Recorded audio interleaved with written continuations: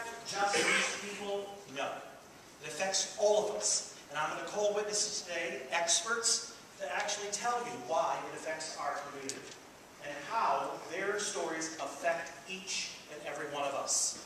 And it's up to you to deliberate later on exactly how we find the banks guilty of not only taking trillions of dollars and making promises to federal programs to help adjust those people that I will call to testify about their particular case.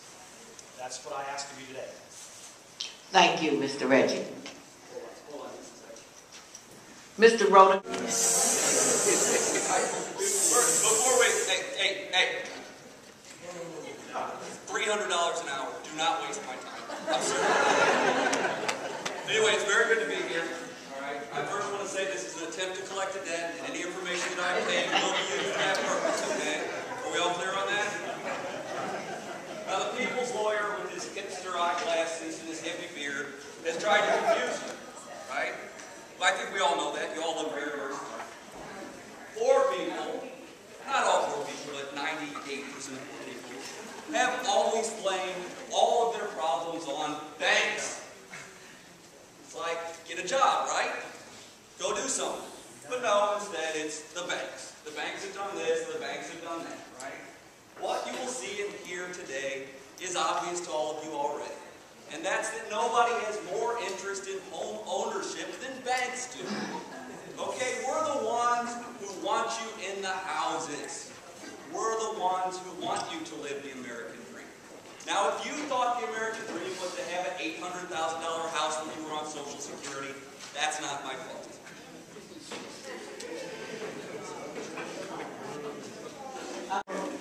Are you the bank's lawyer? You have your degree in, and where do you work?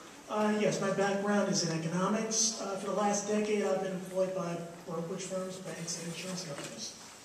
And, I was about to say, until recently, in which case I've actually now stepped over to the other side. I now work for the people and with the people.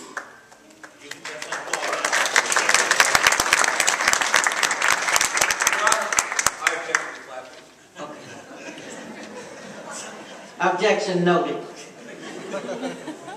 Would you, in your expert opinion, could you please tell the jury what you would consider the reason for what has caused our recession? Until the mid-'80s, the financial sector of our economy grew in tandem with every other sector of our economy. The GDP was structured by companies that actually made things, hired people, employed people, and along with financial sectors, they grew hand in hand. From 1979 through current markets, those markets have become out of whack. Financial sectors have more than doubled those growth. That went hand in hand as we saw businesses moving offshore. We saw jobs being sent offshore. So since then, the concentration of wealth and the growth of our economy has basically been concentrated in the financial sectors of our market. As they began to become more desperate and competition became more steep, they took more risk. They extended more credit that should not have been. They created financial instruments that should not have existed. And those are basically the underlying terms of the crisis. And Mr. Simmons, is it your belief that what did the banks play in this role?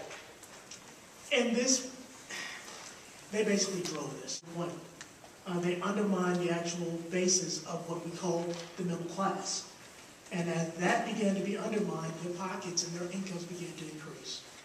Mr. Simmons, do the banks pay federal tax? Very little. If they can, they will avoid it. And they have attorneys, such as the one that's representing us here today, who are highly compensated to do just that. So usually they pay much less than we do.